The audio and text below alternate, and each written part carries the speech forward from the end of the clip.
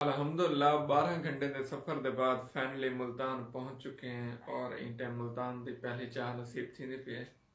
شدید ترین دھند ہے، موٹر وے بند ہے، بے انتہا سردی ہے.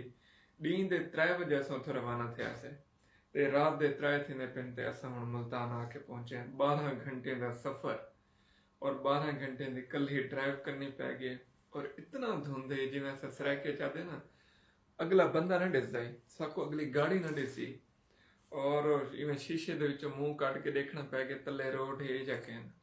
اللہ اللہ کر کے خیر نال پہنچے ہیں جی ٹی روڈ دے تھرو تے 12 گھنٹے دا سفر. لیکن فضل بھی سب چائے پلئی نے انہیں دی کمال مہربانی ہے. ادرک والی چائے تھکاوٹ کچھ لہ ویسی یہ چاہ پیون دے بعد الحمدللہ. جو میں سوچیں نا پھر رستے جو میں کو ٹرالے نظر گنے والے ہیں، میں کہ یار انہیں ماما دے پتروں کو سلام ہے جنہیں سویرے سویرے اٹھی کے کمان چھلین والا گنے بدھین والا ٹرالی لوڈ کریں والا جرے ڈرائیور بھرا ٹریکٹر چلین اتنا وزن چاہ کے منزل تک پہنچاون اپنی جان ہی میں سمجھو تلیت رکھی ودے ہونا.